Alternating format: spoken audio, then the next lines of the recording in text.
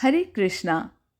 One day, King Parikshit inquired from Sukhadev Goswami about a very important topic in understanding transcendental subject matter. His question was, since Vedic knowledge generally deals with the subject matter of the three qualities of the material world, how then can it approach the subject matter of transcendence, which is beyond the approach of the three material modes? Since the mind is material and the vibration of words is a material sound, how can the Vedic knowledge expressing by material sound the thoughts of the material mind approach transcendence?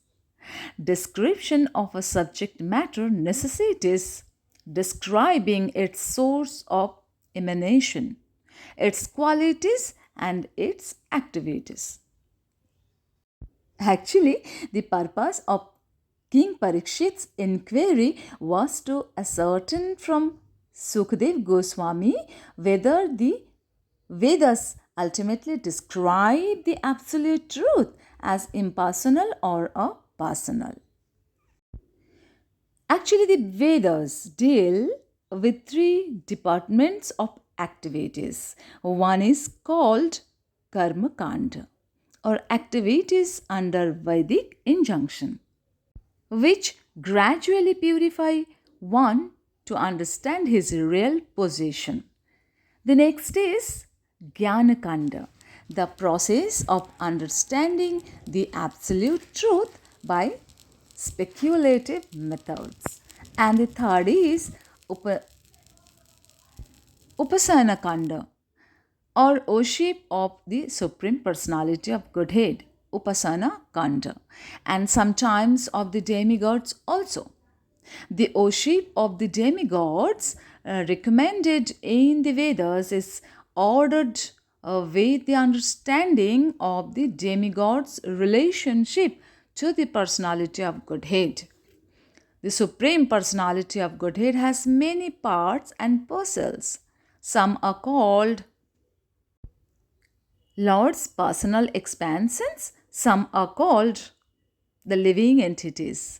All such expanses, both are emanations from the original personality of Godhead.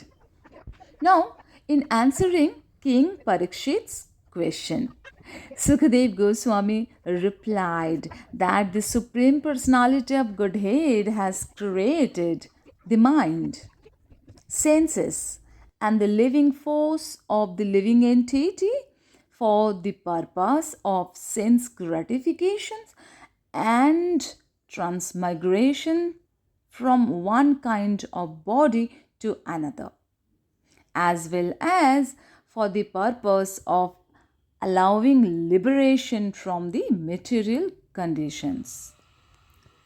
In other words, one can utilize the senses, mind, and living force for sense gratification and transmigration from one body to another, or for the matter of liberation.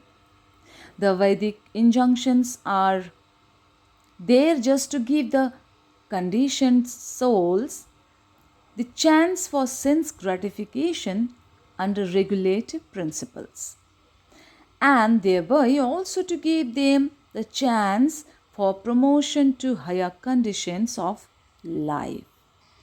Ultimately, if the consciousness is purified, one comes to his original position and goes back to home, back to Godhead. The living entity is intelligent. One, therefore, has to utilize his intelligence over the mind and the senses. When the mind and senses are purified by the proper use of intelligence, then the conditioned soul is liberated. Otherwise, if the intelligence is not properly utilized in controlling the senses and mind, the conditioned soul continues to transmigrate from one kind of body to another simply for sense gratification. Another point clearly stated in the answer of Sukhadev Goswami is that Sukhadev Goswami is that it is the mind, senses, and intelligence of the individual living entity that the Lord created. It is not stated that the living entities themselves were ever created. Just as the shining particles of the sun's rays always exist with the sun, the living entities exist eternally as parts and parcel of the Supreme Personality of Godhead.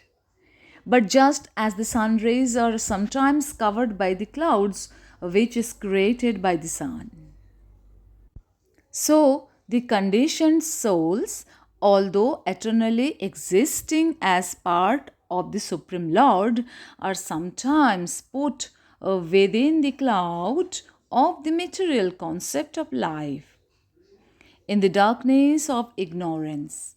The whole Vedic process is to alleviate that darkened condition.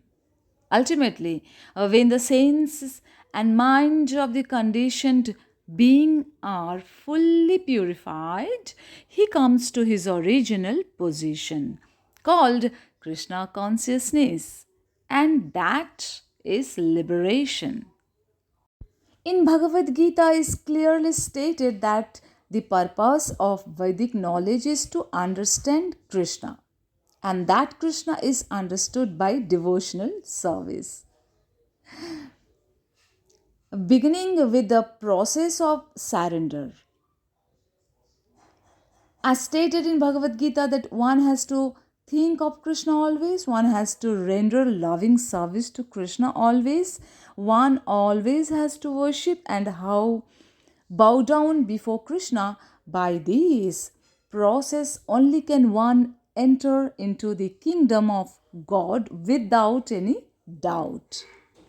One who is enlightened in the mode of goodness by the process of devotional service is freed from the modes of ignorance and